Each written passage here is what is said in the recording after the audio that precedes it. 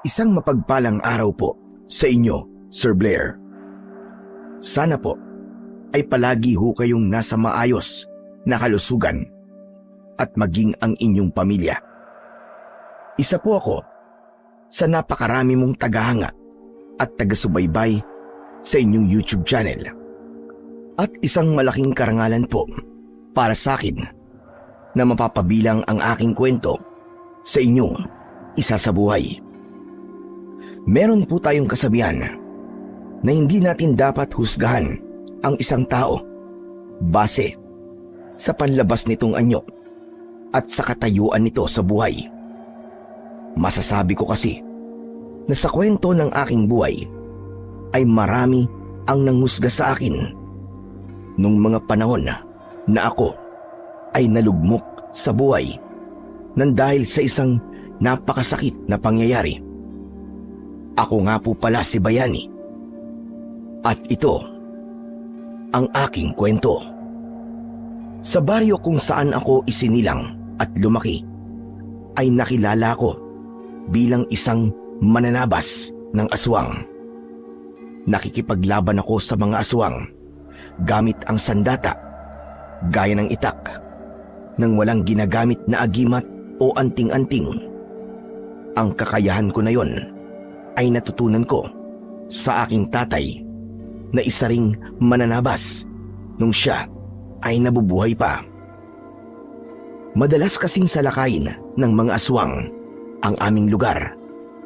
Kaya naman, nagpursige akong matutunan ang pakikipaglaban sa aswang, hindi lang para protektahan ang aking sarili, kundi higit ang aming baryo. Nang dahil sa tungkulin ko sa aming baryo, ay isinantabi ko muna ang aking buhay pag-ibig. Pero totoo ngang mahirap kalaban ang puso. Nang nakilala ko si Alena, ay agad akong umibig sa kanya.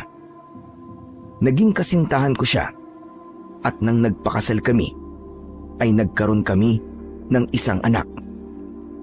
Ngunit sa kasamaang palad, parehas na pinatay ng aswang ang aking mag-ina. Pakiramdam ko ng mga panahong yun ay gumuho ang aking mundo. Nawala ako sa aking sarili at isang gabi ay bigla na lamang akong lumabas ng bahay at naglakad-lakad kung saan-saan ako nakarating, at nang natauhan ako ay hindi ko na alam kung nasang lugar ako. Doon na nagsimulang magbago ng gusto ang aking buhay. Ang dating mananabas ng aswang ay naging isang palaboy kung saan-saan ako natutulog at nabubuhay ako sa panghihingi ng barya at kakapiranggot na pagkain. Isang umaga, naglalakad ako papunta sa panaderya para bumili ng tinapay. Mula sa napaglimusan ko, may bitbit akong sako na naglalaman ng kung ano-anong bagay na nakukuha ko sa basurahan o kung saan paman. Marumi ang suot kong damit at alam kong hindi na maganda ang amoy ko. Pero wala akong pakialam dahil nasanay na akong ganun ako. Pagdating ko sa panaderya ay isang batang lalaki ang nakita kong umiiyak dahil nagpapabili siya ng isang tinapay sa kanyang nanay, pero hindi siya binibilhan. Narinig ko na sinabi ng nanay na sakto lang ang pera nila para sa tinapay na kakainin nila para sa almusal. Naawa naman ako sa bata, kaya imbis na ipambili ko ng tinapay ko ang pera ko, ay ibinili ko yun ng tinapay ng bata. Natuwa ako nang nagpasalamat sa akin ng bata at tumigil na siya sa kanyang pag-iyak. Naglakad na ako palayo sa panaderya dahil wala na akong pambili ng tinapay. Pero isang boses ng matandang lalaki ang tumawag sa pangalan ko. Huminto ako at paglingon ko ay nakita ko si Mang Erning na papalapit sa akin. Nagulat ako nang sa paglapit niya ay inabot niya sa akin ang isang supot. Ano po yan, Mang Erning? Pandesal ito. Para meron kang pang-almusal. Mang Erning, kayo po. Baka wala po kayong kakainin. Meron. Ito nga oh. At may isang supot pa ako ng pandesal dito. Nakita ko kasi na ibinili mo yung bata ng tinapay na gusto niya. Naawa po kasi ako sa kanya. Baka matagal na po niyang gustong makakain ng tinapay na yon, kaya tinupad ko na po ang pangarap niya. Maliit na bagay lang naman po yon. Tapos, ikaw naman ang nawalan ng perang pambili ng tinapay. Tama ba? Ganun nga po. Huling pera ko na po kasi yun eh. Pero wala pong kaso, ayos lang po sa akin yun. Kasi sigurado ako na may mga magbibigay naman po sa akin mamaya eh. Talagang inuna mo pa ang ibang tao kesa sa sarili mo. Alam mo, bayani, walang masama sa tumulong. Pero dapat ay sarili mo muna ang una mong tutulungan. Hindi pwedeng tutulong ka tapos ikaw ang mawawalan. Hindi pagiging makasarili kung iniisip mo muna ang iyong sarili bago ang ibang tao paminsan-minsan.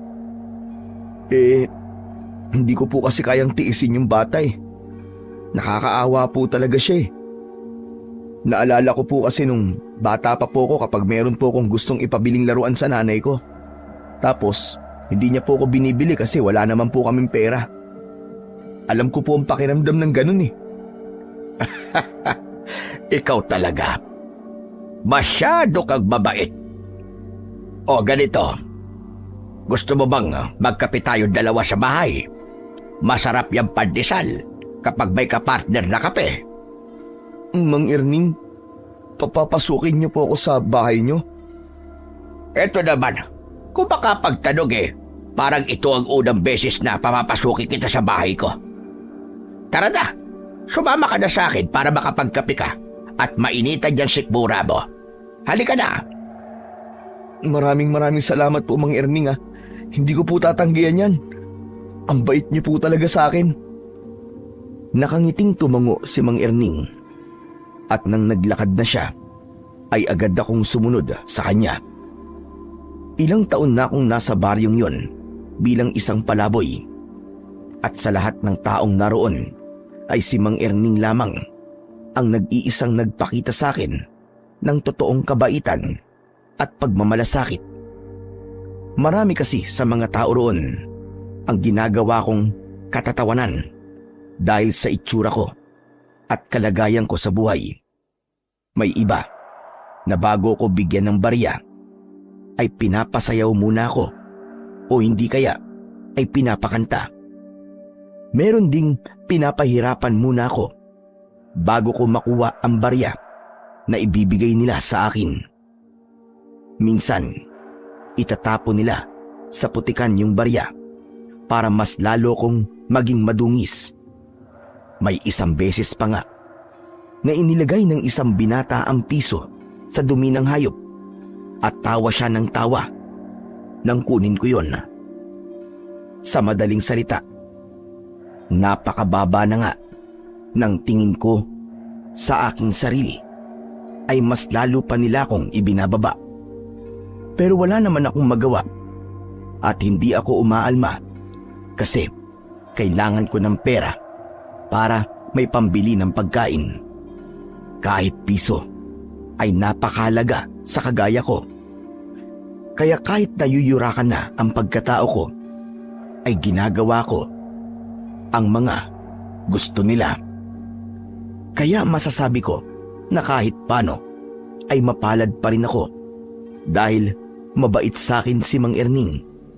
Sapat na sa akin na merong isang tao ang nagpapakita sa akin ng kabutihan. Hindi nagtagal ay nakarating na kami sa bahay ni Mang Erning. Isa yung maliit na kubo na nakatayo sa malawak na lupa. Sa unahan ay may 2 puno ng mangga, habang sa likod ay ang taniman ng mga gulay. Pinaghugas muna ako ni Mang Erning ng kamay sa batalan bago ako umupo para mag-almusal. Hinayaan niya akong magtimpla ng sarili kong kape at saka kami nagsimula na kumain.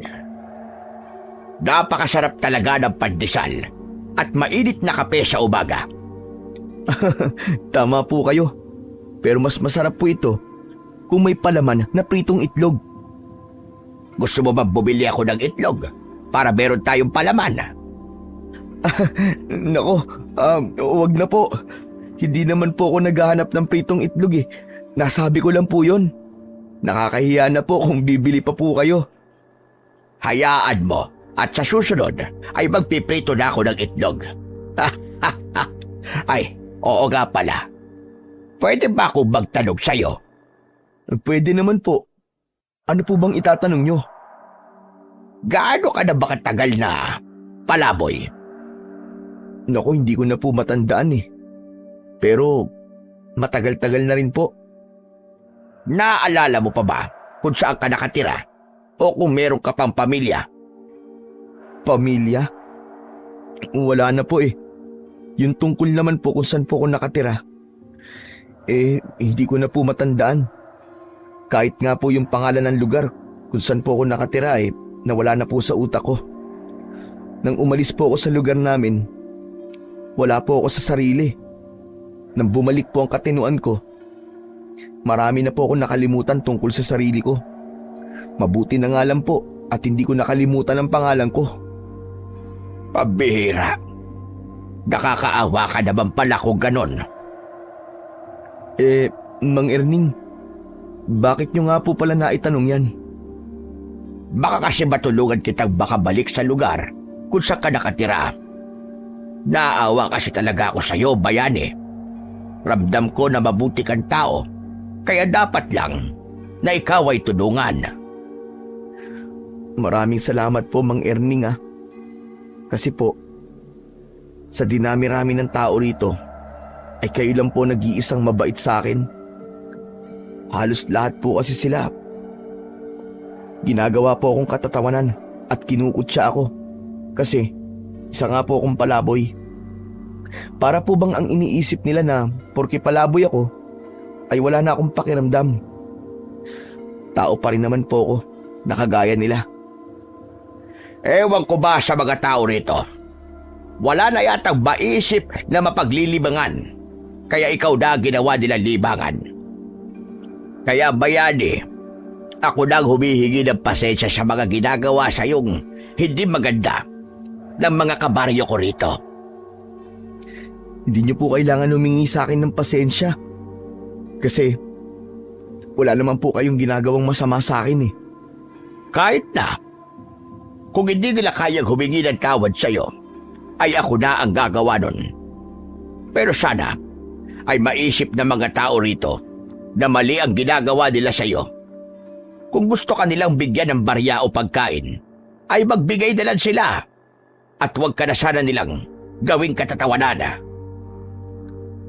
Siguro po, wala na po akong magagawa pagdating po sa bagay na yan.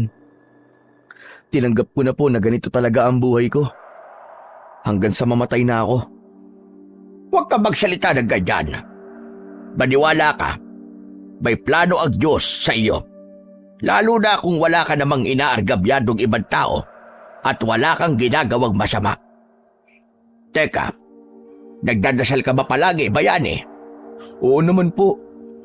Bago po ako matulog sa gabi, nagdadasal po ako. Mabuti yan. Huwag kang makakalimot sa Panginoong Diyos. Teka, matanong ko lang. Natatandaan mo pa ba ang buhay mo noon sa lugar kung saan ka nakatira? Ano po eh?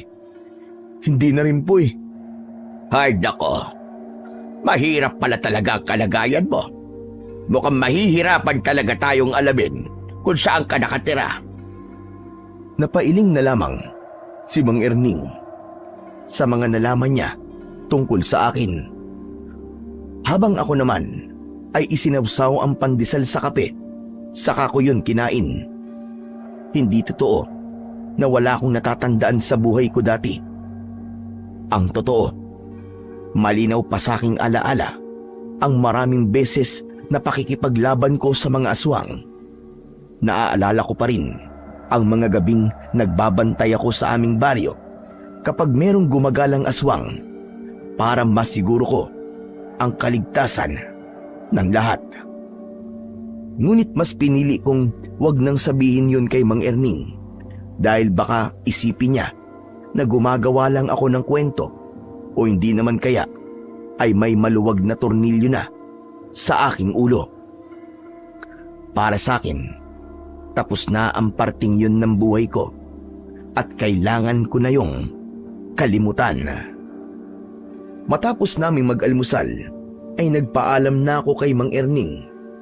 Pero pinigilan niya akong umalis kagad dahil aniya ay meron siyang ibibigay sa akin. Isang plastik na may laman na mga damit ang inabot niya sa akin. O hayan, mga lumang damit ko ang mga yan. Hindi pa sira ang mga yan ha. Maayos pa ang iba dyan. Hindi ko na galang na isusuot, kaya mas mabuting mapakinabangan mo na lang. Maraming salamat po, Mang Erning. Itong suot na damit ko na lang po kasi ang meron po ako.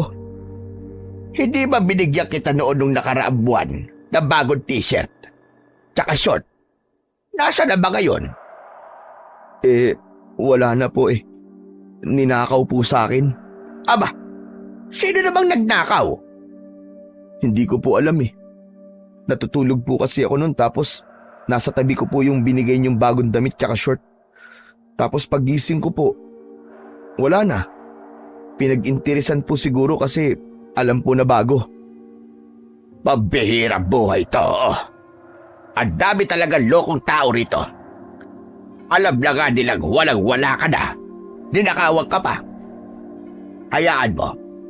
At kapag pumaldo ko sa benta ng gulay, ay ibibili kita ulit ng damit sa bayan. Naku, wag na po, Mang Erning. Baka mamaya nakawin lang po ulit sa akin, sayang. Okay na po ako rito sa mga damit po na binigay nyo. Maraming salamat po. Bakit kasi hindi ka nalang tumira rito sa bahay ko? Hindi ba? Dati ko pa yan sinasabi sa'yo. Mag-isa lang naman ako rito eh. Huwag na po, Mang Erning. Mas gusto ko po na mabuhay ng walang inaasahan. Saka, sanay naman na po ako sa labas eh. At hindi ko na po kailangan ng bahay. Ay, dako. Ikaw ang bahalang bata ka. Basta, kung sakaling magbago ang isip mo, ay sabihin mo lang kagad sa akin. Bukas ang bahay ko para sa'yo. Maraming salamat po ulit sa inyo, Mang Erning. Sige po, aalis na po ako. Matapos kong magpaalam kay Mang Erning, ay lumabas na ako ng bahay niya. Habang naglalakad, ay binuksan ko ang plastik at napangiti ako dahil medyo marami ang nakalagay dong damit. Kahit luma na ang mga yon, ay malaking tulong pa rin yun sa akin, lalo na't isang damit na lang ang meron ako. Napakabait talaga ni Mang Erning. Sana ay dumami pa ang mga taong kagaya niya. Mabuti na lang at binigyan niya ako ng mga damit. Dahil nakatutok ang mga mata ko sa mga damit, ay hindi ko napansin ang taong kasalubong ko. Nagulat ako nang bumangga ako sa taong yun. Nabitiwan ko ang plastik at nanlaki ang mga mata ko nang malaman ko na si Donato ang taong nabangga ko. Si Donato ay isang binata na tanod sa baryong yun. Matangkad siya at malaki ang katawan. Brusko ang itsura niya dahil na rin siguro sa makapal niyang bigote. Takot ako sa kanya dahil may isang beses na binugbog niya ako noon. Nahulog kasi ang wallet niya habang naglalakad siya. Pinulot ko yun at sakto naman na lumingon siya. Inakala niya na ninakaw ko yun sa kanya at doon niya na ako binugbog. Simula noon ay naging mainit na ang dugo ni Donato sa akin. Talagang dumikit ka pa sa akin, ha? Ang baho-baho mo. Kakaligo ko pa naman. Pasensya ka na, Donato. Hindi kasi ako tumitingin sa dinadaanan ko eh. Sa tingin mo ba, may magagawa pa yung pasensya mo? Dumikit na yung balat mo sa akin eh. Kadiri! Ang aga-aga, sinisira mo ang umaga ko. Sorry na talaga, Donato. Hindi ko talaga sinasadya. Yumuko ako para kunin ang plastic. Pero bago ko pa yun makuha, ay inunahan na ako ni Donato. Tinignan niya ang laman ng plastic. Saan mo naman kinuha mga damit na ito, ha? Binigay sa akin ni Mang Erning. Mga pinaglumaang damit niya yan na hindi niya na ginagamit. Binigay ba talaga sa'yo? O baka naman ninakaw mo? Hindi ko yan ninakaw. Kahit kausapin mo pa si Mang Erning siyang makakapagsabi na binigay niya talaga sa akin yan. Hindi ako naniniwala sa'yo. Magnanakaw ka naman talaga, di ba? Hindi ko pa nakakalimutan na ninakaw mo ang wallet ko. Hindi ko ninakaw yun. Nahulog yun sa bulsa mo, Donato. Nagkataon lang na ako nasa likod mo kaya ako nakapulot. Ibabalik ko naman talaga sa iyo yun pero nag-isip ka lang kagad sa akin ng masama. Bakit parang sa pananalita mo ako pa may kasalanan, ha? Saka sa itsura mong yan, mukha ka talagang magnanakaw Hindi porke palaboy ay magnanakaw na kagad. Maraming ang nakaupo sa gobyerno na maayos ang suot pero ninanakaw ang kaban ng bayan. Ang dami mong pa sinasabi. Sumama ka na nga lang sa akin sa barangay hall. At bakit naman ako sasama sa doon? Kasi nga, nagnakaw ka. Sinabi nang hindi ko ninakaw ang mga yan Bigay sa akin yan ni Mang Erning. Hindi ako naniniwala sa'yo. Ang dapat sa'yo, ikinukulong. Bayani, Donato, sandali lang. Ano ba nangyayari rito? Para akong nakakita ng anghel nang biglang dumating si Mang Erning. Tumayo siya sa tabi ko at sa kanya kinausap si Donato. Ano na naman ba ito, Donato? Bakit pinagtitripan mo na naman yata si Bayani? Yan palaboy kasi yan Nagnakaw. At ano naman ang ninakaw niya? Ito mga damit. Hindi yan ninakaw ni Bayani. Ako ang nagbigay niyan sa kanya. Akin ang mga yan. Marahas na inagaw ni Mang Erning ang plastic kay Donato at sa kanya yon ibinalik sa akin. Ikaw, sa susunod na, Donato, magtatanong ka muna.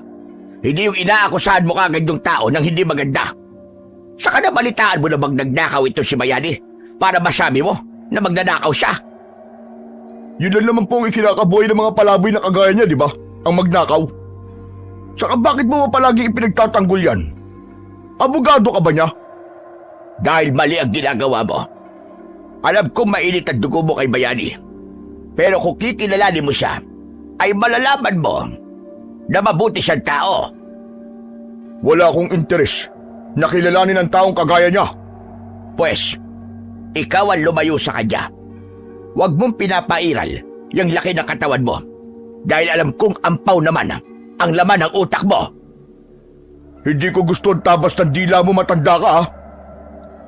Agad kong nalaman ang gagawin ni Donato. Nang ikayom niya ang kanyang kamao. Nang akmang susuntukin ni Donato si Mang Erning, ay mabilis kong isinangga ang kamay ko. Malakas na tumama ang suntok ni Donato sa palad ko.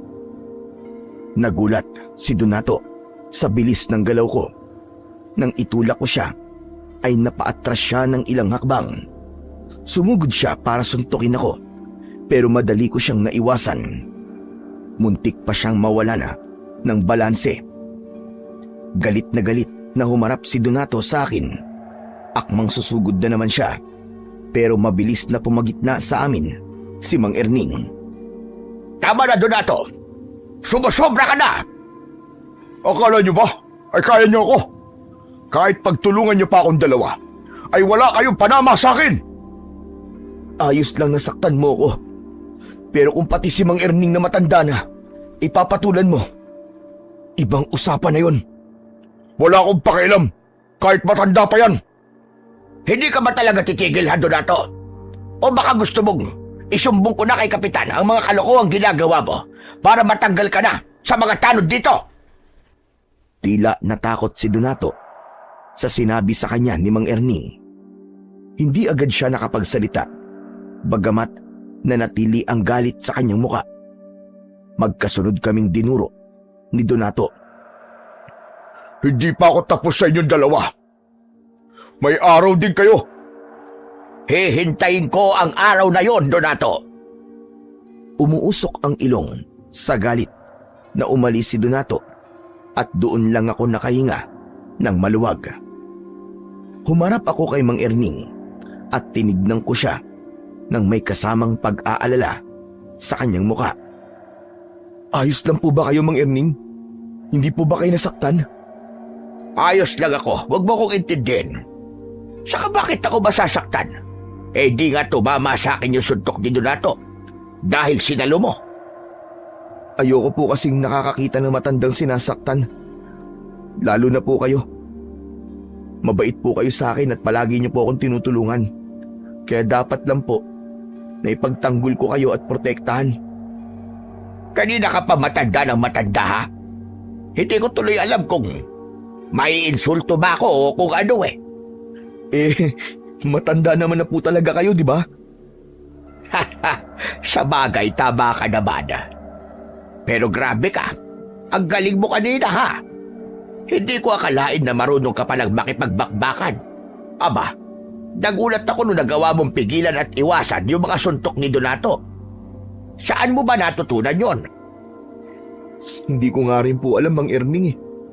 Para bang kusa na lang pong kumilos ang katawan ko. Siguro po sa kagustuhan kong hindi kayo masaktan. Kaya ko po yung nagawa. May mga ganyang pangyayari talaga ako, minsan. Halimbawa na lang, hinahabol ka ng aso, tapos bigla mo magagawang talunin yung mataas na bakod. Pero ikaw, iho, ayos ka lang ba? Hindi ka ba nasaktan? Hindi po, Mang Erning. Hindi naman din po ako tinamaan ng suntok ni Donato eh. Mabuti naman. Basta, ikaw na lang ang umiwas kay Donato. At kilala mo yon. Masyadong mahangin ang isang yon. At akala mo ay kung sinong siga rito porque malaki ang kanyang katawan. Ganyan naman po talaga ang ginagawa ko eh. Kaya lang, madalas po ay si Donato ang lumalapit sa akin. Kahit na anong iwas po ang gawin ko sa kanya, lumalapit pa rin siya para sabihan ako ng masasakit na salita. Ewan ko ba sa taong yon? Imbis na gamitin ang laki ng katawan at lakas niya sa mabuting bagay, ay sa katarantaduhan niya ginagamit. Ay, dako. O paano? Babalik na ako sa bahay ko. Talagang nakita ko lang na inaaway ka ng Donato na yon, kaya ako pumunta rito. Mag-iingat ka palagi, ha? Sige po. Maraming salamat po ulit sa inyo, Mang Erning. Hinintay ko munang makaalis si Mang Erning bago ako naglakad. Nagtungo ako sa isang sirang kubo na wala nang nakatira. Pero sa labas lang ako ng kubong yun dahil marupok na ang sahig na kawayan nun. Doon ako nagpalipas ng oras habang tirik pa ang sikat ng araw. Sa aking pag-iisa ay hindi ko naiwasang maalala ang aking mag-ina. Bumalik sa aking isipan ang gabi na natagpuan ko silang walang buhay sa aming bahay. Kakatapos ko lang magronda noon sa aming baryo at hindi ko akalain na habang wala pala ako ay inaatake na pala sila ng aswang. Yun ang pinakamasakit na pangyayari sa buhay ko. May mga pagkakataon na hindi ko maiwasang sisihin ang sarili ko kung bakit yun nangyari. Nang gabing yun kasi ay naglalambing sa akin ang asawa ko. Sinabi niya na wag na akong umalis para makapagpahinga naman ako. Pero hindi ako nakinig sa kanya. Mas pinili ko pa rin ang tungkulin ko sa gabing yun. Alam ko na kung sinunod ko lang sana ang asawa ko, malamang ay kasama ko pa rin sila ng aming anak. Kinagabihan, gaya ng aking nakasanayan, ay pumuesto ko sa isang puno na nasa likod ng sirang kubo. Naglatag ako ron ng lumang karton. May ibinigay na unan at kumot sa akin si Mang Erning, kaya kahit paano ay komportable ang aking pagtulog. Kakapikit ko pa lang nang may naramdaman akong kakaiba. Biglang naging maalinsangan ng hangin at may naamoy akong parang nabubulok na karne. Bumalikwas ako ng bangon at nakiramdam sa paligid. Tahimik ang gabi ng mga sandaling yon. Wala akong naririnig kundi ang huni ng mga kuliglig at ang manakanakang pagtahol ng mga aso sa malayo. Muli akong nahiga. Inisip ko na nagkamali lang ako ng pakiramdam. Sa tagal ko na kasing nakikipaglaban noon sa mga aswang, ay malakas ang pakiramdam ko kapag may aswang sa paligid o sa malapit. At ang mga naramdaman ko ng sandaling yon ay isang malinaw na senyales na mayroong aswang sa kung saan. Ngunit inisip ko na nagkamali lang ako dahil sa tagal ko sa baryong yon, kahit isang aswang ay wala pa akong nakikita. Hindi yun gaya sa baryo namin na halos isang beses sa isang linggo ay merong aswang na umaatake. Nang sumunod na araw, pagkagising ko ay iniligpit ko ang aking hinihigaan. Itinago ko sa sirang kubo ang mga gamit ko. Binilang ko ang mga barya na napalimusan ko nung nakaraang araw. Napangiti ako dahil sapat yun para makabili ako ng ilang piraso ng tinapay. Habang naglalakad ako papunta sa panaderya, ay napansin ko na maraming tao sa harapan ng isang bahay. Isang ambulansya ang naroon at may isinakay doon na taong nakahiga sa stretcher. Nakita ko si Mang Erning sa kumpul ng mga taong nakikiusyoso, kaya lumapit ako sa kanya para magtanong. Mang Erning, ano po nangyari? Patay po ba yung isinakay sa ambulansya? Oo, bayani. Si Celia. Ha? Ano po nangyari sa kanya? Ang sabi ng anak niya ay isang manananggal daw ang umatake sa kanila kagabi. Pinuntirya si Celia kasi nga buntis siya. Nakakaawa nga kasi pati walang kamalay-malay na sanggol ay nadamay. Manananggal? Isang aswang? Ganun na nga, bayani. Teka, bakit parang hindi ka rin makapaniwala? Sa bagay, kahit ako ay hindi makapaniwala na merong sasalakay na manananggal dito. Sa tagal ko na naninirahan dito sa baryong ito, gayon lang ito nangyari. Natigilan ako sa narinig ko. Doon ko napagtanto na hindi ako nagkamali sa naramdaman ko kagabi na merong aswang. Bigla akong nakaramdam ng pagsisisi dahil kung pinakinggan ko lang sana ang naramdaman ko kagabi, ay baka nagawa kong iligtas si Celia at ang magiging anak niya. Ganun pa man, sinabi ko sa sarili ko na matagal ko nang tinalikuran ang pagiging mananabas, kaya wala nang dahilan pa para balikan ko pa ang dati kong ginagawa. Pinilit kong kumbinsihin ang sarili ko na wag na akong makialam sa problema ng baryong yon sa manananggal dahil mas gusto ko na ang tahimik na buhay. Buong araw na pinag-usapan sa buong baryo ang nangyari kay Celia at ang pagsalakay ng manananggal. Marami ang natakot habang meron din namang iba na hindi naniwala. Sa mga sumunod na araw ay may ilang nagsabi na nakita nila ang manananggal. Doon na ako kinabahan dahil may kutob ako na kung walang kikilos ay paniguradong merong susunod na magiging biktima ang manananggal. Pero alam ko na walang maglalakas ng loob para labanan ang manananggal dahil walang kahit isang tao roon na may kakayahan na makipaglaban sa ganung uri ng nilalang. Tanging ako lang ang may eksperyensya pagdating sa ganung bagay. Kaya kahit ayoko nang balikan ang ginagawa ko noon, ay nagdesisyon akong labanan na ang manananggal bago pa siya muling may mabiktima. Ayokong magsisi dahil wala akong ginawa kahit meron naman akong kakayahang tumulong.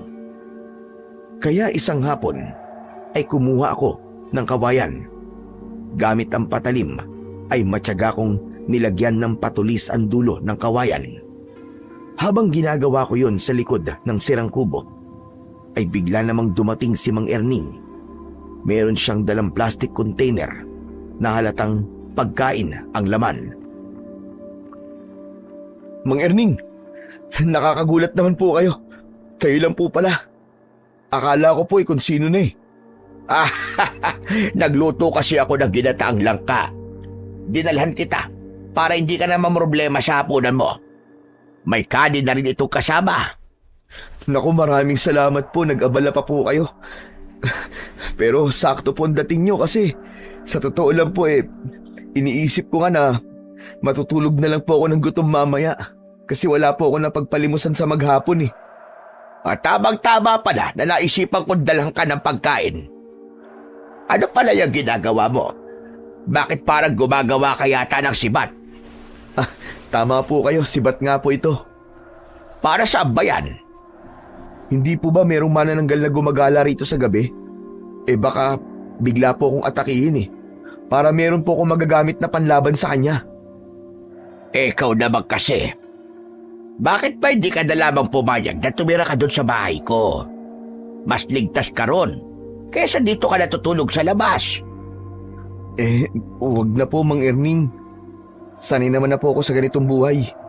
Huwag po kayo mag-alala kasi kaya ko naman po ang sarili ko. Ay nako, ikaw ang bahala. Pero grabe talaga yung ginawa ng manananggal na yun kay Celia. Hanggang ngayon, ay hindi ko pa rin makalimutan yung bangkay ni Celia. At kung minsan ay napapanaginipan ko pa nga, nagtataka talaga ako kung bakit biglang nagkaroon ng ganong nilalang dito sa atin. Minsan po kasi ay naghahanap talaga ang mga aswang ng ganitong liblib na lugar para sa lakayin nila. Mas gusto po nilang maggasik sa mga ganung lugar kasi malayo po sa kabiasnan. Madali silang makakapambiktima kasi ang mga bahay dito ay hindi konkreto. Sa bagay, may punto yung sinabi mo. Pero sandali, bakit parang ang dami mo yatang alam sa aswang? Teka, aba, baka naman aswang ka at hindi ka lamang nagsasabi. Di kung aswang po ako, sana nung dumating po ako rito ay nagsimula ng pagkamatay ng mga tao rito nang dahil sa aswang. Saka kung aswang po ako, matagal na pong patay si Donato kasi siyang kauna-unahan ko pong magiging biktima. Tama ka, pero nagbibiro lang ako. Huwag mo seryosohin yun. Pero Bayani, bakit nga parang ang dami mong alam tungkol sa aswang? Parang sigurado ka sa mga sinasabi mo eh. Ano lang po yun? Base lang po sa mga narinig ko nun sa sinasabi po ng mga matatanda sa lugar namin. Malaki po kasi ang paniniwala ng mga tao ron sa mga aswang-aswang po. Kaya kung tutusin, ay hindi na bago sa akin yung nangyayari ngayon dito. Kaya naman pala. Pero kung ako ang tatanungin, noon pa man, ay naniniwala na rin ako sa mga ganong nilalang. Doon kasi sa probinsya, kung saan ako ipinanganak at lumaki, ay madalas din ako makarinig ng kwento tungkol sa mga aswang-aswang na yan. Pero kung itatanong mo, kung nakakita na ako ng aswang sa personal, ay hindi pa. Ikaw ba? Nakakita ka na ba ng totoong aswang? Hindi pa po. Sa kwento-kwento ko lang din po nalaman ang tungkol sa kanila. Saka, kapag madilim na po, hindi na po ako pinapalabas nun kasi nga, ang palagi nilang sinasabi ay kukunin o papatayin daw ako ng aswang. Nako, napapahaba na pala ang kwentuhan natin dalawa. O siya, sige, ako'y uuwi na. At baka maabutan pa ako ng dilim sa daan. Mahirap na.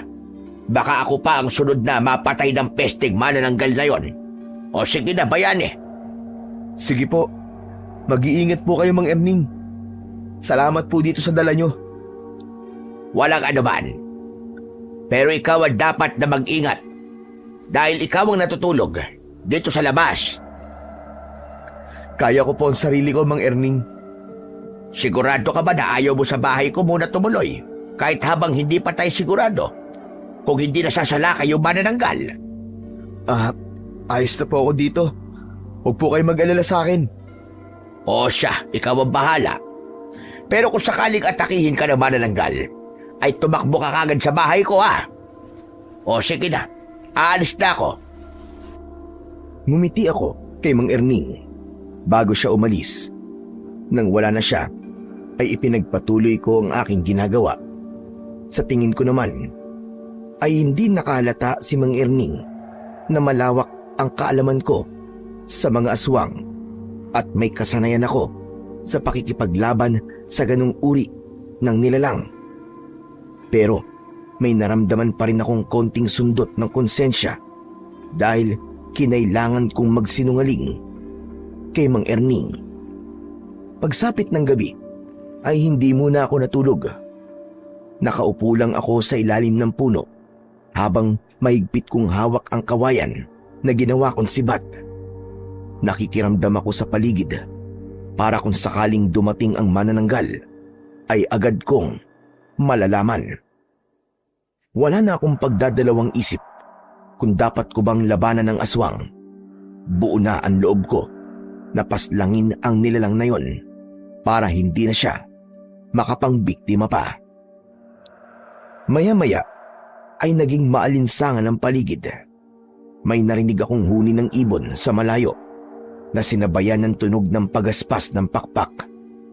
Hindi nagtagal ay nawala ang ingay na yon, pero ramdam kong malapit lang sa kinaroroonan ko ang aswang na manananggal. Napapitlag ako nang may pumatak na malagkit na likido sa braso ko. Marahan akong tumingala at nanlaki ang mga mata ko nang malaman kong nakadapo sa itaas ng puno ang manananggal. Malakas ang paghinga niya at nanlilisik ang kanyang mga mata habang nakatingin sa akin. Ang pumatak na likido sa braso ko ay malinaw na laway ng manananggal. Hindi ako nagpakita ng takot. Pakiramdam ko ay hindi ako matagal na hindi nakipaglaban sa mga ganong klase ng nilalang. Mabilis na nabuhay ang dugong mananabas ng aswang sa aking ugat. Tumayo ako at mahigpit kong hinawakan ang aking sibat. Diablong buang ka! Hindi ako natatakot sa'yo! Kayang-kaya kitang patayin! Kaya kung gusto mo bang mabuhay, ay umalis ka na rito! At huwag ka nang babalik dito kahit kailan! Tila mas lalong nagalit ang manananggal sa sinabi ko. Lumipad siya pa itaas at nagpaikot-ikot siya sa itaas ko. Hindi nagtagal ay lumipad siya patungo sa dulong bahagi ng baryo. Sinundan ko ang manananggal. Hindi ko inalis ang tingin ko sa kanya dahil hindi siya maaaring mawala sa aking paningin. Desidido na akong patayin siya sa gabing yon. Pagdating ko sa masukal na bahagi ng baryo, ay hindi ko maintindihan kung bakit biglang nawala ang manananggal. Tumingin ako sa paligid, pero hindi ko alam kung saan siya nagpunta. Anak ng teteng, sa kaya nagpunta ang manananggal na yun. Pero nararamdaman ko pa rin siya, kaya sigurado ako nasa paligid lang siya. Tumigil ako sa paghahanap sa kinaroroonan ng manananggal. Pumikit ako at mas nilakasan ko ang aking pakiramdam. Mas naging matalas ang aking pandinig. At lahat ng kaluskos sa paligid ko ay naririnig ko. Isa yon sa mga taktika ko kapag nagtatago ang kalaban kong aswang. Ibinukas ko ang mga mata ko nang naramdaman ko kung nasaan ang manananggal. Agad akong pumaling sa kaliwa at malakas kong pinakawalan ang dala kong sibat. Hindi ako nagkamali dahil mula sa direksyon na yon ay pasugod na sa akin ang manananggal. Bumaon ng sibat sa dibdib ng manananggal. Bumagsak siya sa lupa at para siyang bolang nagpagulong-gulong. Hindi ko na siya binigyan ng pagkakataon na makalipad ulit. Tumakbo ko papunta sa kanya at hinugot ko ang sibat at buong lakas ko yung itinarak sa gitna ng kanyang noo. Umawang ang bibig ng manananggal at nanlaki ang kanyang mga mata. Nalagutan siya ng hininga habang nakadilat ang kanyang mga mata na parabang hindi siya makapaniwala sa mabilis na kamatayan na sinapit niya sa akin. Anak ka ng teteng! Ang dali mo namang patayin! Hindi man lang ako pinagpawisan sa'yo! Dapat lang yan sa mga kagaya mo para hindi ka na makapambiktima pa ng mga taong walang kalaban-laban. Nang masiguro kong patay na ang manananggal, ay umalis na ako para bumalik sa aking tinutulugan. Masaya ako dahil wala nang susunod na magiging biktima ang manananggal. Sigurado ko na bukas ng umaga, sa sandaling matagpuan ng mga tao ang walang buhay na katawan ng manananggal, ay labis silang matutuwa. Naging mahimbing ang tulog ko ng gabing yon dahil alam kong ligtas ng muli ang aming baryo. Pagsapit ng umaga, ay hindi ko inasahan na gigisingin ako ni Mang Erning. Malakas niyang niyugyug ang katawan ko. Bayani! Bayani, gumising ka! Bayani! Mang Erning, bakit po ba? Ang aga niyo naman pong mang-abala na natutulog. Inaantok pa po ako eh. Umamin ka nga sa akin. Ikaw ba ang pumatay sa manananggal? Ho? Ano po? Patay na po yung manananggal? Huwag ka na magmamaang-maangang pa. May hinala ako na ikaw ang pumatay sa manananggal na yon. Natagpuan ang katawan niya sa kasukalan at may nakatusok na sibat na gawa sa kawayan sa noo niya. Eh di magandang balita po yan.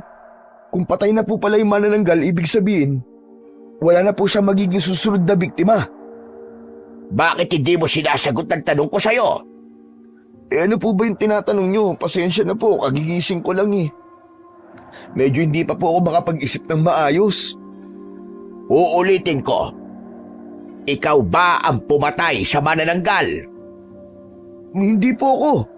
Paano ako po ang papatay sa kanya eh? Magdamag po ako natutulog dito. Saka ano naman pong alam ko sa pagpatay sa ganong klase ng nilalang.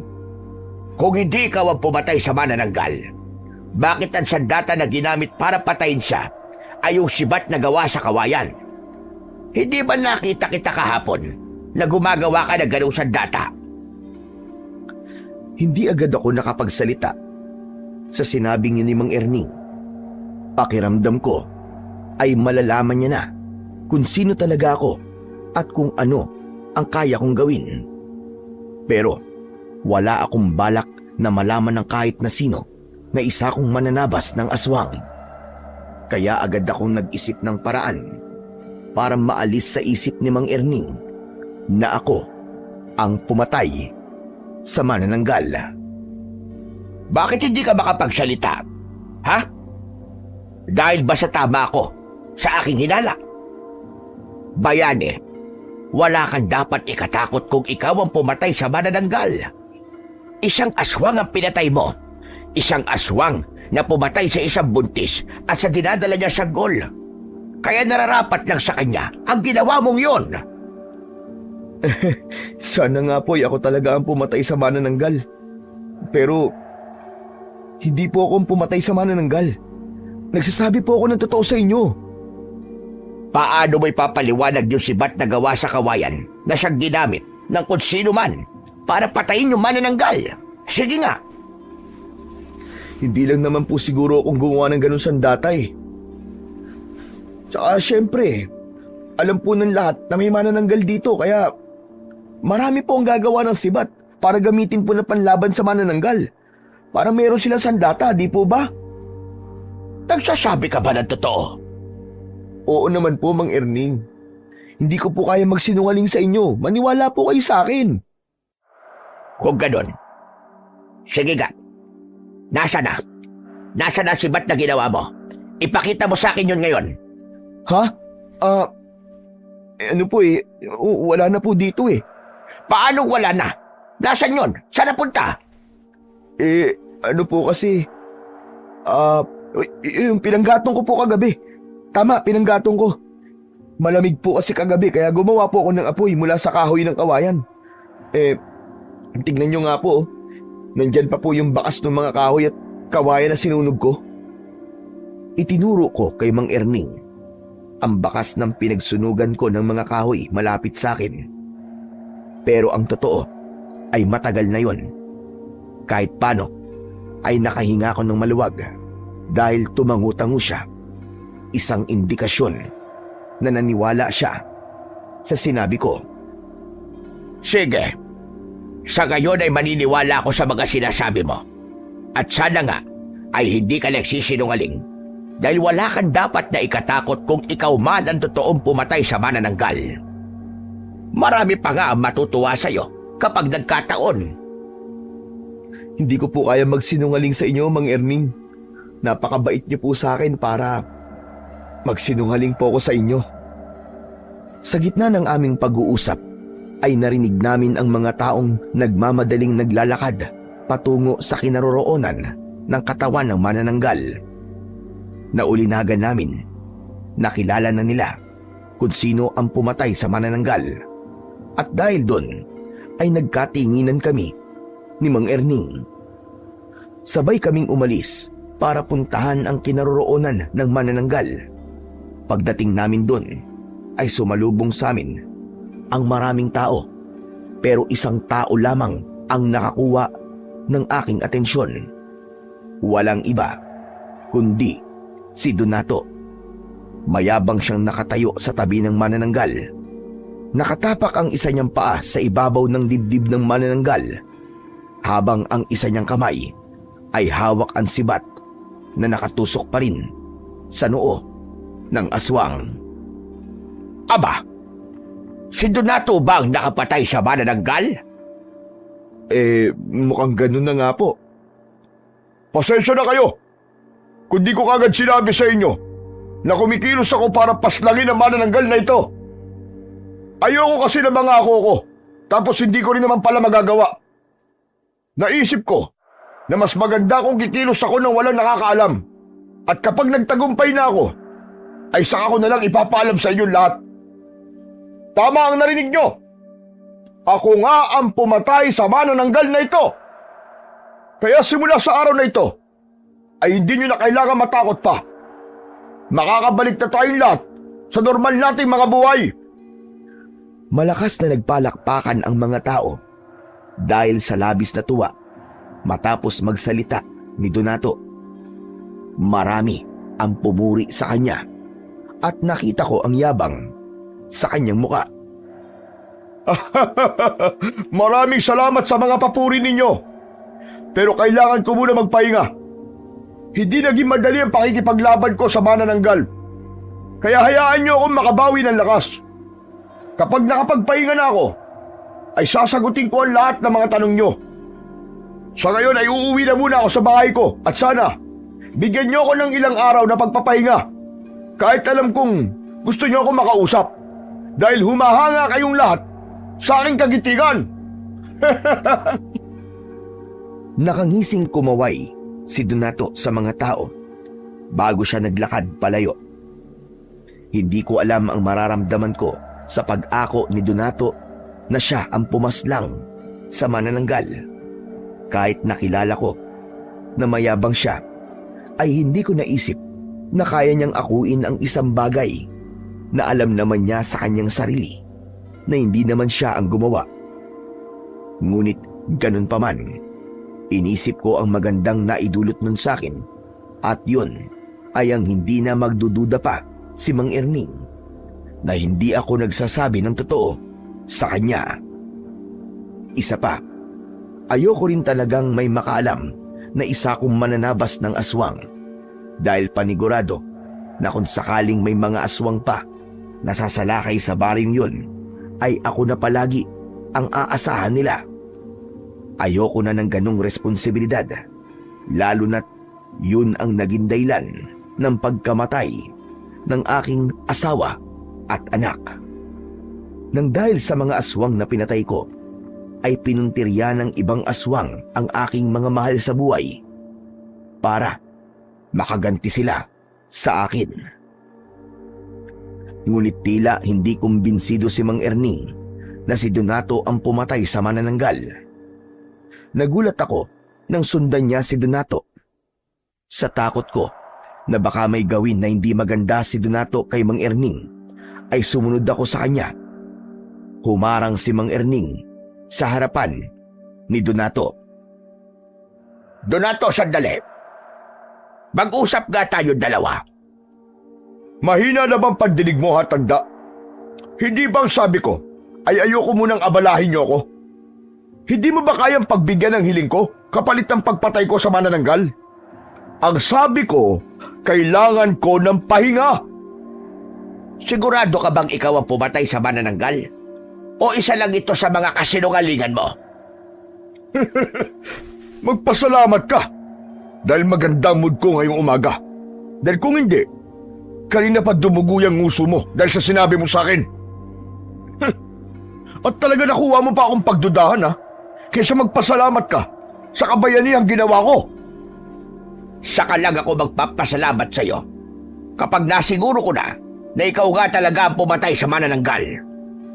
Malinaw na wala kang ebidensya na ikaw nga ang may gawa nun. Ang pinanghahawakan mo lamang ay ang mga salita mo. Kahit sino ay pwedeng gawin yon. Kahit ako ay kaya kong sabihin na ako ang pumatay sa manananggal. Walas, teka. Natawa naman ako sa sinasabi mo, tanda. Sa tingin mo ba ay merong maniniwala sa'yo kapag sinabi mong ikaw ang pumatay sa manananggal?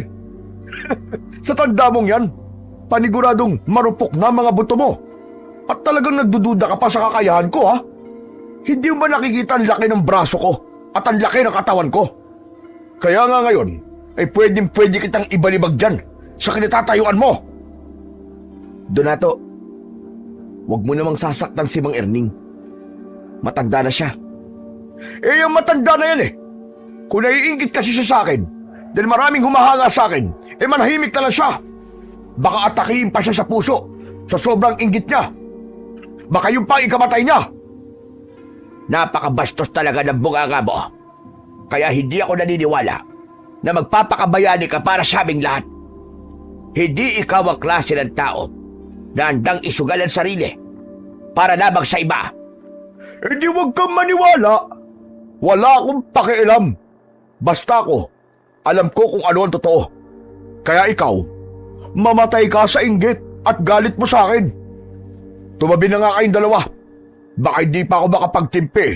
Sipain ko kayong dalawa eh. Hinawakan ko sa braso si Mang Erning at binulungan ko siya na tama na. Alam kong napilitan lang siya nang hilahin ko siya palayo kay Mang Donato.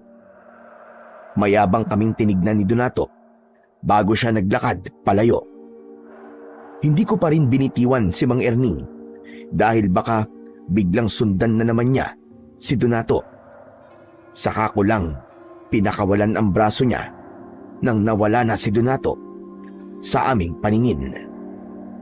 Napakayabang talaga ng Donato na yon. Akala mo ay kung sinong malakas. Ha! Kahit malaki ang katawan niya, ay ampaw naman ang utak niya. Eh bakit niyo naman po kasi ginawa yun, Mang Erning? Tignan niyo po, mas lalo tuloy na galit si Donato sa inyo. Baka gumanti po yun sa inyo. Eh di gumanti siya. Sa tingin ba niya ay natatakot ako sa kanya? Ha! Nek-nek niya. Kung ang iba ay nagagawa niya sindakin, ibahin niya ako. Hindi ako takot sa kanya. Tama na po yan, Mang Erning. Baka magkatotoo yung sinabi ni Donato. Eh, baka bigla po kayong atakihin sa puso dahil sa sobrang galit nyo. Wala akong sakit sa puso, kaya malabo mangyari ang sinasabi mong yan. Hindi talaga ako naniniwala na ang lalaking yon ang pumatay sa manananggal. May ibang taong gumawa nun, pero ayaw lang niyang magsalita. Kung ano man ang dahilan ng taong yon, ay yun ang hindi ko pa alam sa ngayon. Pero gagawa ako ng paraan para malaman kung sino talaga ang pumatay sa manananggal, para mabigyan siya ng papuri na nararapat para sa kanya. Hindi na lang ako nagsalita dahil baka makahalata pa si Mang Erning na ako talaga ang pumaslang sa manananggal. Para sa akin ay hindi ko na kailangan pa ng papuri. Sapat na sa akin na alam kong ligtas na ang baryong yun at wala nang mamamatay nang dahil sa isang manananggal. Sa mga lumipas na araw ay muling naging kampante ang mga tao sa baryo. Masaya ang lahat dahil wala na ang manananggal at hindi na nasundan ang naging una nung biktima. Tila naging sikat naman si Donato dahil sa pag-aakala ng mga tao na siya nga ang pumatay sa manananggal. Marami ang humanga sa kanya at marami ang nais marinig ang kwento niya kung paano niya napaslang ang aswang. Nanatiling tikom ang bibig ko at mas pinili kong wag nang isiwalat ang katotohanan. Masaya na rin ako sa nangyari dahil makakapamuhay na kaming muli ng tahimik at payapa. Isang tanghali ay nasa bahay ako ni Mang Erning. Pinuntahan niya ako kanina at sinabi niya na nagluto siya ng adobong baboy at nais niya na pagsaluhan namin yon. Sa gitna ng aming pagkain ay nagulat kami nang isang babae ang biglang pumasok sa bahay ni Mang Erning. May bag na nakasukbit sa kanyang likod. Nagliwanag ang mukha ng babae nang nakita niya si Mang Erning. Lumapit siya kay Mang Erning at mahigpit niyang niyakap ang matanda. Lolo! Lolo, namiss ko po kayo! Olivia, anong ginagawa mo rito? Ginulat mo naman ako sa pagdating mo. Siyempre, binibisita ko po kayo. Nag-resign na po ako sa trabaho. Kaya naisipan ko pong dalawin kayo habang nagpapahinga po ako. Baka isipin nyo na nakalimutan ka na namin. Nasorpresa naman ako sa pagdating mo, iha. Maraming salamat, apo. Oo nga pala. Bayani, ito si Olivia. Apo ko ito na nakatira sa Maynila. Olivia, apo. Siya naman si Bayani. Mabait yan. Kaibigan ko yan dito. Hello Bayani. Oh, bakit nakatulala ka dyan? Alam ko na. Nagandaan ka sa akin, no? Okay lang yan. Sanay na ako na kapag may lalaking nakakita sa akin, ay natutulala sila. Uy, joke lang yun ha. Hindi ako makapagsalita habang nakatitig kay Olivia. Tama naman kasi ang sinabi niya.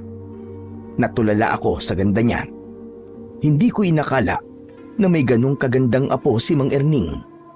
Bigla tuloy akong nahiya dahil ang dumi at ang baho ko. O siya, kumain ka na pala muna. Saluhan mo na kami ni Bayani. Sige po, nagugutom na po talaga ako eh.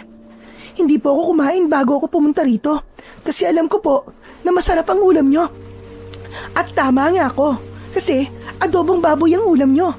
Favorite ko po yan, lalo na kung kayo po nagluto. Mang Erning, aalis na po pala ako. Oh, bakit naman?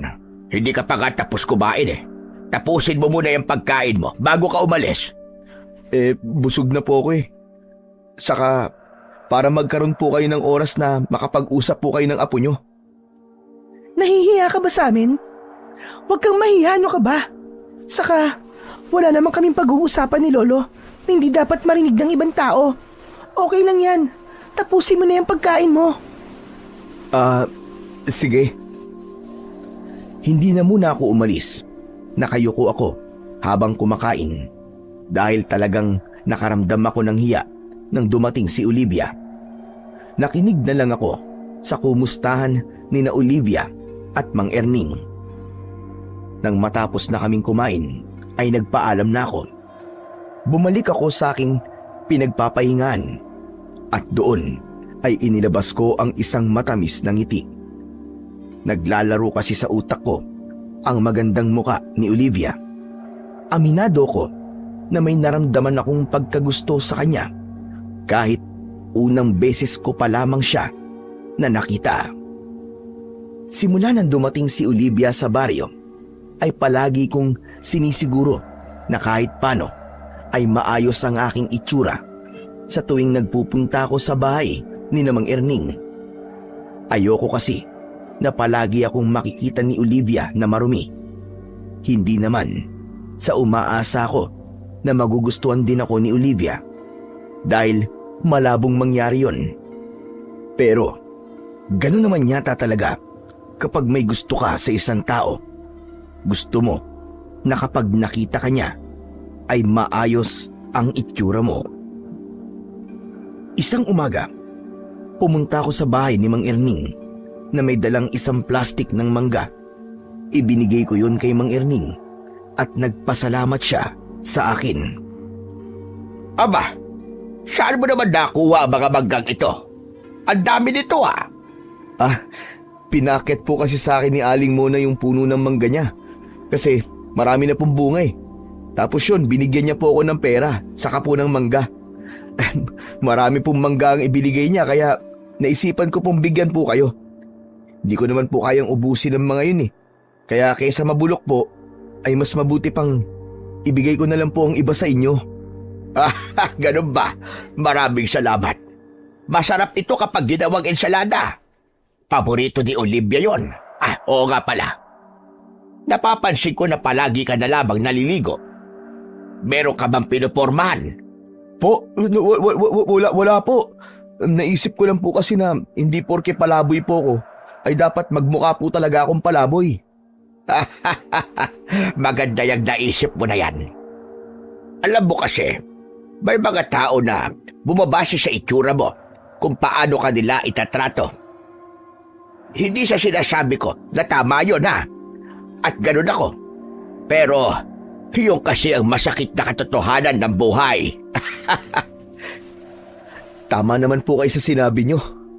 Pero alam ko po na hindi kayo ganong klase ng tao. Kasi nung una pa lang po, ay maganda na po ang trato nyo sa akin. Naputol ang pag-uusap namin ni Mang Erning nang makita namin si Olivia na paparating. Nagulat ako kasi kasama niya si Donato. Nang nasa tapat na sila ng bakuran ni Mang Erning, ay inabot ni Donato kay Olivia ang bayong saka siya umalis. Nakangiting lumapit sa amin si Olivia. Lo, nabili ko po lahat ng pinapabili niyo po sa akin sa talipapa. Makakapagluto na po kay mamaya ng laing. Tapos, pinakayod ko na rin po yung nyog kasi baka manakit pa po ang likod nyo kung kayo po ang gagawa nun. Teka. Bakit pala kasama mo si Donato? Nagkakilala po kami kanina sa may talipapa. Mukhang mabait naman po eh, kasi tinulungan pa nga po niya akong tumawad sa mga tindera. Saka, mukhang sikat po siya rito, no? Totoo po ba yung sinabi ni Donato na meron daw siyang pinatay na manananggal dito? Grabe, hindi ko po akalain na totoo pala ang manananggal. Yun ay sabi lang niya. Pero, wala naman siyang ebidensya na siya nga talaga ang pumatay sa manananggal. Saka ikaw nga huwag ka nakikipag-usap sa lalaking yon. Ho? Bakit naman po? Napakayabang na tao ng Donato na yon. At isa pa, galit ako sa kanya dahil ilang beses niya na akong muntik na saktan. May isang beses pa nga na susuntokin niya sana ako, pero mabuti na lang at naroon si Bayani. Hindi niya hinayaan na masaktan ako ni Donato. Kaya huwag kang lalapit sa lalaking yon dahil malinaw na may gusto yun sa'yo. Hindi ako papayag na ganong klase ng lalaki ang magiging nobyo mo. Mas gusto ko pang maging kasintahan mo itong si Bayani dahil sigurado ko na mabuting tao yan. Wala naman po akong balak na ligawan po si Olivia, Mang Erning. Talagang dinamay niyo pa po ako. Nasabi ko lang naman yon. Kasi kumpara naman talaga kay Donato, ay mas mabuting tao ka sa kanya. Ganun po ba?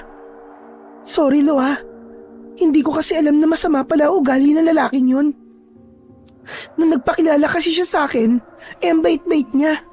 Pero parang mayabang nga po, kasi kahit hindi ko naman po tinatanong, ay binanggit niya po sa akin na meron nga po siyang pinatay na manananggal.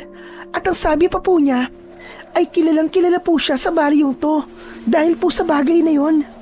Oh, nakita mo na. Hindi ba't ubod ng yabang ang lalaking yon? Huwag po kayong mag-alala, Lo. Hindi ko na po kakausapin pang muli si Donato. Kung nalaman ko lang po sana kagad yan, bago siya nakipagkaibigan sa akin, ay hindi ko po talaga siya papansinin. Ayoko pa naman sa mga lalaking sobrang hahangin. Lihim akong natuwa sa mga sinabi ni Olivia.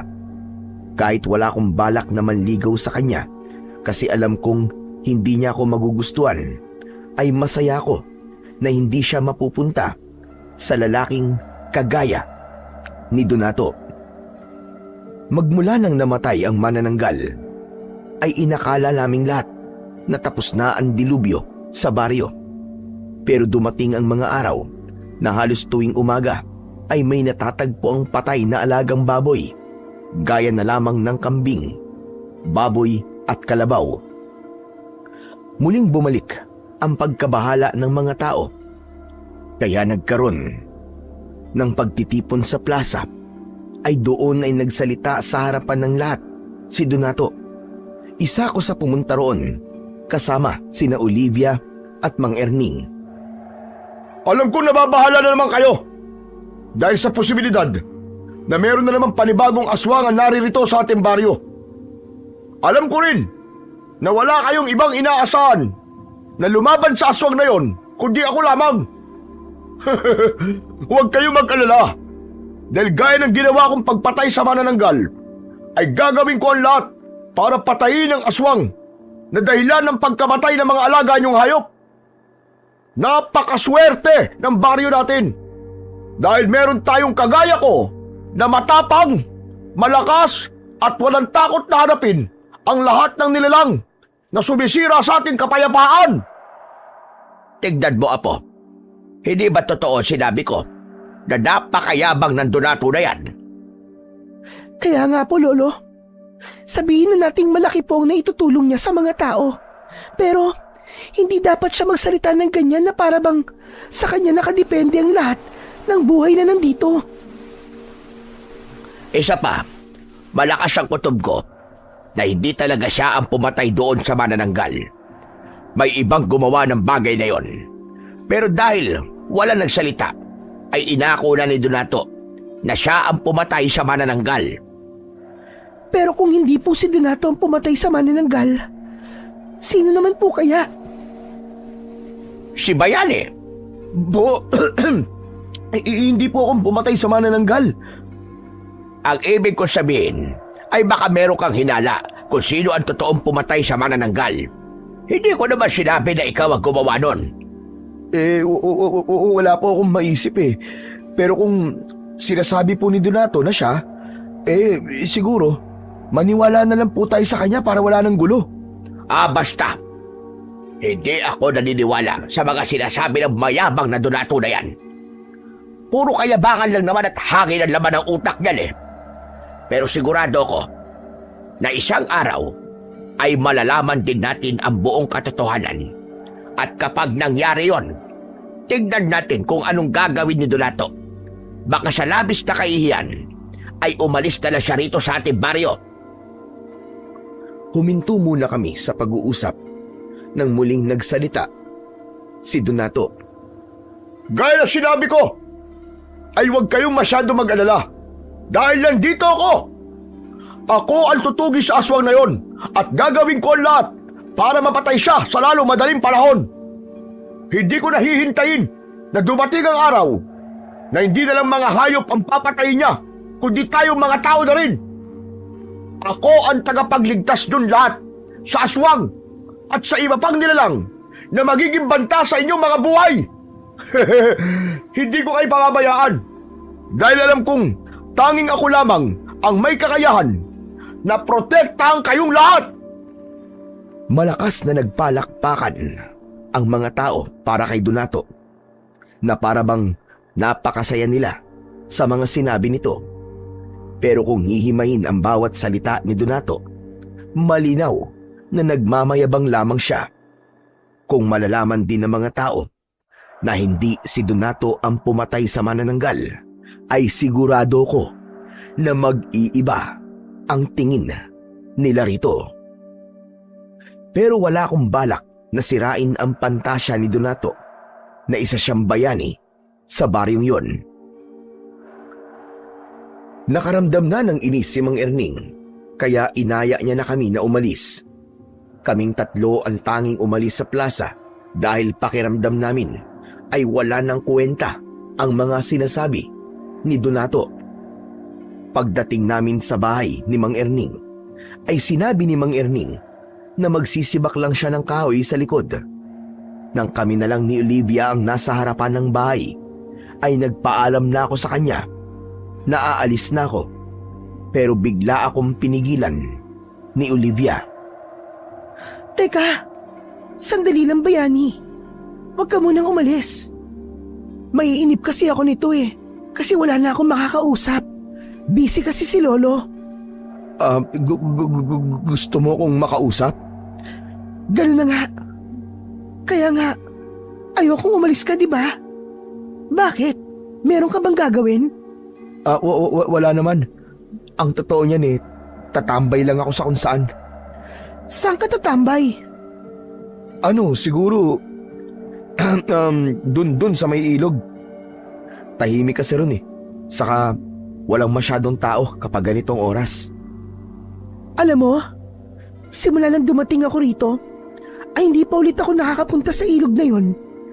Maganda pa rin pa doon? Aba, oo naman, Olivia. Malinis pa rin ang tubig doon kasi inalagaan nyo ng mga tao rito Malaki kasi ang pakinabang ng ilog na yon sa aming lahat. Di, doon na lang tayo tumambay. Sasama na lang ako sa'yo. Talaga? Gusto mo akong makasama at makausap? Oo naman. Bakit ba parang ayaw mo maniwala? Si Lolo na mismo nagsabi na mabait at mapagkakatiwalaan ka. Kaya tara na. Hindi ako makapaniwala na makakasama ko si Olivia sa isang lugar. Magkasama kaming nagpunta ni Olivia sa ilog. Labis ang tuwa ni Olivia nang makita niya na totoo ang sinabi ko na malinis pa rin ang ilog, at sinabi pa niya na sa susunod na araw ay gusto niyang maligo roon. Umupo siya sa malapad na bato sa tabi ng ilog. Oh, anong ginagawa mo dyan? Bakit nakatayo ka lang? Halika rito. Umupo ka rito sa tabi ko. Huwag na, nakakahiya Ang baho at saka ang dumi ko. Ano ka ba? Ayos lang yan. Umupo ka na rin dito para makapag-usap tayo ng maayos. Sige, ikaw ang bahala. Nag-aalinlangan akong umupo sa tabi ni Olivia. Hindi pa rin ako makapaniwala na napakalapit namin sa isa't isa. Grabe na talaga nangyayari dito, no? Alam mo, sa totoo lang, 3 araw lang dapat ako rito Pero, hindi ko kasi kayang iwanan si Lolo Erning nang mag-isa rito habang may aswang na sumasalakay sa lugar na to. Ang bait mo naman. Akala ko nga aalis ka na kagad nung nalaman mong may aswang na rito ngayon Hindi, no? Ayokong umalis dito tapos mag-iisip ako sa lagay ni Lolo. Pero, curious talaga ako kung sino yung totoong pumatay sa manananggal. Ang sabi kasi ni Lolo ay sigurado siyang hindi si Donato ang may gawa nun. Inako lang daw ni Donato na siya ang pumatay sa manananggal para makapagyabang siya. Kahit ako gustong malaman kung sino ang taong yun. Pero ang swerte naman ni Mang Erning kasi meron siyang apo na kagaya mo. Kung sa iba kasi, baka mas inuna nila ang sarili nilang kaligtasan. Alam mo, Bayani, mabait kasi sa amin si Lolo Erning. Saka, ang laki din ang naitulong niya sa akin na nag-aaral pa lamang ako. Kung hindi dahil sa kanya, hindi ako makakapagtapos ng kurso ko. Hindi sana ako naging nurse ngayon. Gusto ko nga sanang kunin na si Lolo at isama sa Maynila. Pero nang sabihin ko yun sa kanya, ang sabi niya, ayaw niyang umalis dito. Pero sa tingin mo ba, kung hindi si Donato ang pumatay sa manananggal, sino kaya ang totoong pumatay doon? Ha? Hindi ko rin alam eh. Wala akong ideya pagdating sa bagay na yan. Ganun ba? Pakiramdam ko kasi, napakabait ng taong yun. Kasi paniguradong alam niya na nagsisinungaling si Donato. Pero mas pinili pa rin niya na manahimik. Baka naman kasi ayaw niya ng atensyon ng mga tao. At okay na sa kanya na alam niyang ligtas ang mga tao rito. May point naman ang sinabi mo. Pero sandali nga, kung makapagsalita ka, parang alam na alam mo yung nararamdaman ng totoong pumatay sa manananggal ah. Ha? Hindi naman sa ganun. Iniisip ko kasi na kung ako yung taong yun, ay ganun na magiging rason ko kung bakit ayoko malaman ng mga tao na ako ang pumatay dun sa manananggal. Sa gitna ng pag-uusap namin ni Olivia, ay nagulat kami nang biglang dumating si Donato. Mahigpit na hinawakan ni Donato ang braso ko at hinila niya ako patayo. Sa bilis ng pangyayari ay hindi ko nagawang iwasan ang pagdapo ng kamao ni Donato sa aking muka. Napaupo ako sa lupa at agad akong nilapitan ni Olivia. Aatakihin sana ulit ako ni Donato, kaya agad na sumigaw si Olivia. Ano bang ginagawa mo? Bakit sinasaktan mo si Bayani? Ginugulo ka ba ng palaboy na yan, ha? May ginagawa ba siyang masama sa'yo? Wala siyang ginagawang masama sa akin. Ganyan ka ba talaga ha? Bigla ka na lamang nananakit? Pinoprotektahan lang kita, Olivia. Kilala ko kasi ang palaboy na yan eh. At alam kong masama ang ugali niyan. Eh ikaw, hindi mo ba kilala ang sarili mo? Kung meron mang masama ang ugali dito, malinaw na ikaw yon at hindi si Bayani. Walang taong may matinong pag-iisip na mananakit ng kapwa niya nang walang dahilan. Hoy ikaw, anong ginawa mo kay Olivia, ha? May ginamit ka bang ritual sa kanya para ipagtanggol ka niya? Wala akong alam sa sinasabi mo, Donato. Hindi na ako kailangan gamitan ng ritual ni Bayani para maging mabait ako sa kanya. Kasi alam kong mabuti siyang tao. At huwag ka rin magtaka kung bakit hindi maganda ang pakikitungo ko sa'yo. Kasi alam kong masama ang ugali mo. Bukod doon, ay napakayabang mo pa. Ako? Mayabang? Dahil ba sa mga sinabi ko kanina sa plaza? Bakit? Totoo naman lahat ng mga sinabi ko ah. Kung ang ibang tao ay nagagawa mong lokohin, ibahin mo ko. Si Lolo at si Bayani, hindi kami naniniwala na ikaw ang pumatay sa manananggal. Nagpapatawa ka ba? Hindi ka taga rito, kaya paano mo malalaman ang kakayahan ko? Hindi ko na kailangan malaman pa ang kaya mong gawin. Sa pananalita mo kanina at sa kung paano masaktan si Bayani, ay malinaw na wala sa iyo ang katangian na may totoong malasakit sa mga tao. Kaya sana, lumitaw na kung sino talaga yung totoong pumatay sa manananggal para mapahiya ka. Alam mo, maganda ka sana eh. Ang totoo nga eh, may gusto ko sa'yo. Pero hindi ko gusto ang tabas ng dila mo. Salamat sa papuri mo. Pero ganito talaga ako magsalita eh. Kapag masama ang ugali ng isang tao, masama rin ang pakikitungo ko sa kanya. Kaya huwag ka na magtaka kung bakit ganito ako magsalita sa'yo. Alam mo, kung ano ang dalawang bagay na gusto kong mangyari sa'yo, ha? Yung lumitaw na yung taong totoong pumatay sa manananggal, o hindi kaya, ay umatake yung aswang. Tapos, makikita ng mga tao na hindi mo siya kayang patayin. Para sila mismo makaalam na hindi mo kayang pumatay ng aswang at puro kayabangan lang ang nandyan sa utak mo. Pinakiramdaman ko si Donato dahil baka bigla siyang magalit at saktan niya si Olivia. Tumiim ang bagang ni Donato na para bang pinipigilan niyang sumabog ang galit niya. Hindi nagtagal ay tumalikod na siya at nagmamadaling naglakad palayo. Marahan akong tumayo at nang humarap sa akin si Olivia ay bumakas ang pag-aalala sa mukha niya. Pumutok ang labi mo. May dugo ka. Teka, may dala akong first aid kit. Umuwi muna tayo para magamot ko yung sugat mo. Sa dumi ng kamay ng Donato na yon, hindi malabong maimpeksyon yan kapag hindi nalinisan. Huwag na Olivia, ayos lang ako. Pero dapat hindi mo na sinabihan ng ganun si Donato. Baka kasi ikaw naman ang pag-initan niya ngayon. Hindi ako natatakot sa kanya, no? Saka, maganda na rin na paminsan-minsan ay sinasampal ng katotohanan ng ganong klase ng tao. Tara na. Sumama ka na sa akin sa bahay at gagamutin ko yung sugat mo. Huwag ka nang tumanggi, ha? Dahil ako magagalit sa'yo, sige ka. Wala na akong nagawa, kundi ang sumunod kay Olivia. Pagdating namin sa bahay nila, ay nagulat si Mang Erning nang makita ang dugo sa aking bibig. Si Olivia na ang nagkwento kay Mang Erning ng lahat. Kaya galit na naman siya kay Donato. Ayop talaga, Donato na yan. Wala talaga magawang maganda. Bakit ka ba niya sinuntok?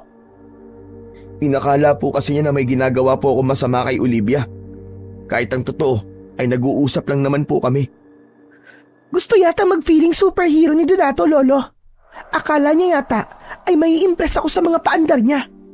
Kaya nung supalpalin ko siya, ay wala na siyang nagawa, kundi ang umalis.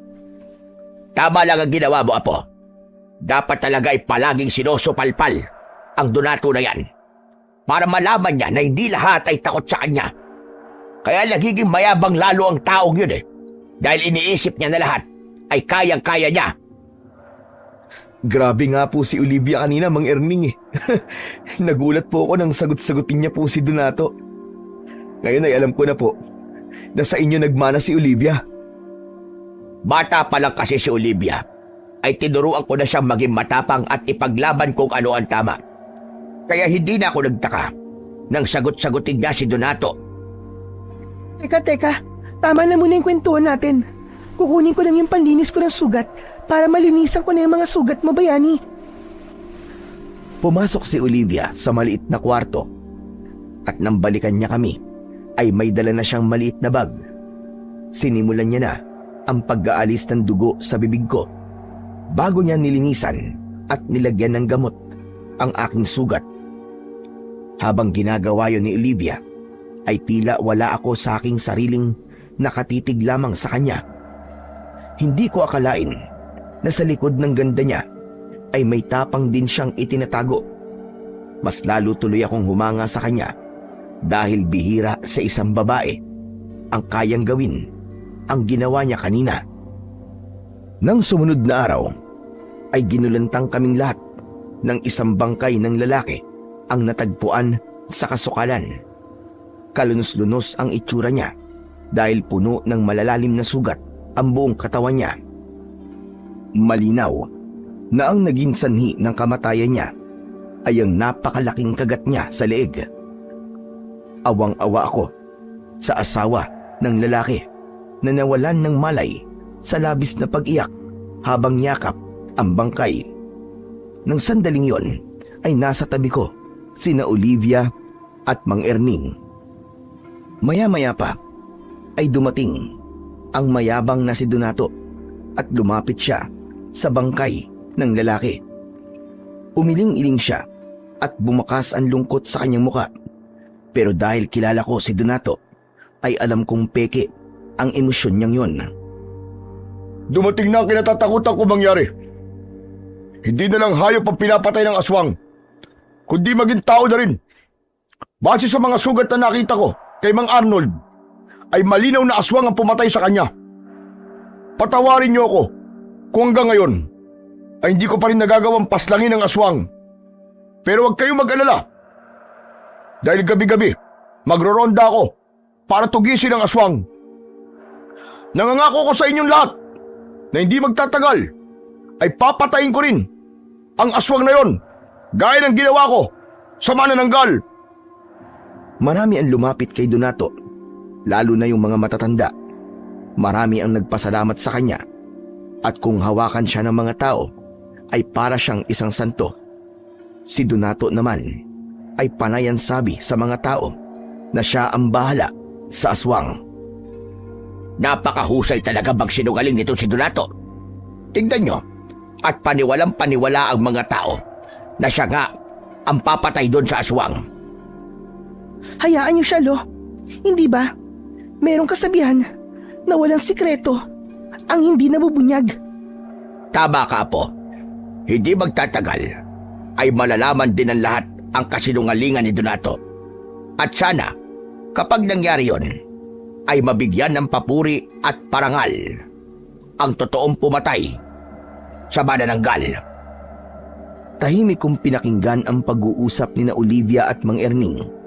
Mas pinili kong wag nang magsalita dahil baka makahalata sila na ako ang totoong tinutukoy niya. Pero gaya ng lahat, ay kinakabahan din ako. Agad akong nag-isip ng paraan kung paano ko magagawang patayin yung aswang para wala na siyang maging biktima ulit. Pagsapit ng gabi, inihanda ko ang sarili ko sa posibilidad na pagsalakay ng aswang. Naglakad-lakad ako sa baryo habang dala ang kawayan na ginawa kong sibat. Siniguro ko na walang makakakita sa akin, kaya sa madidilim na bahagi ako ng gubat dumaan. Alam ko na malaki ang posibilidad na kung sakaling mapaslang ko ang aswang ay aakuin yung muli ni Donato. Pero wala akong pakialam kung ganun ulit ang mangyayari. Ang tanging nasa utak ko ay ang patayin ng aswang at maging ligtas ang lahat ng tao sa baryong yon. Hanggang sa napahinto ako nang may maulinagan akong mga taong nagsisigawan. Luminga ako at nakita ko ang mga taong tumatakbo. Palihim ko silang sinundan at nalaman ko na papunta sila sa bahay ni Donato. Pagdating nila roon ay kinatok nila ang pinto ng bahay ni Donato. Hindi nagtagal ay bumukas ang pinto at nakita ko na humihingi ng tulong ang mga tao kay Donato dahil sumasalakay daw ang aswang sa bahay ni Mang Erning. Teka, pasensya na kayo. Pero ilang gabi ako nagronde, kaya wala akong lakas ngayon. Kayo na lang ang bahalang magtulong-tulong na paslangin ang aswang. Babawi na lang ako sa inyo sa ibang paraan. Matapos yung sabihin ni Donato, ay agad niyang isinara ang pinto. Nang malaman kong sa bahay ni Mang Erning sumasalakay ang aswang, ay walang pagdadalawang isip na tumakbo ako papunta ron. Panayan dasal ko na sana ay hindi pa huli ang lahat at magawa ko pang iligtas si Mang Erning at Olivia. Nang makarating ako sa bahay ni Mang Erning, ay dinig na dinig ko ang pagsigaw ni Olivia sa loob. May mga taong nakasilip sa bintana ng kani-kanilang bahay at nakakapanglumo na walang kahit isa man lang ang nagtangkang tumulong kahit naririnig nila ang paghingi ng tulong ni Olivia.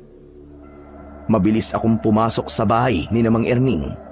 Nagulantang ako nang makita ko si Mang Erning na nakahandusay sa saig. Duguan siya at may malaking sugat sa leg. Habang si Olivia naman ay nakahiga sa saig at nasa ibabaw niya ang aswang.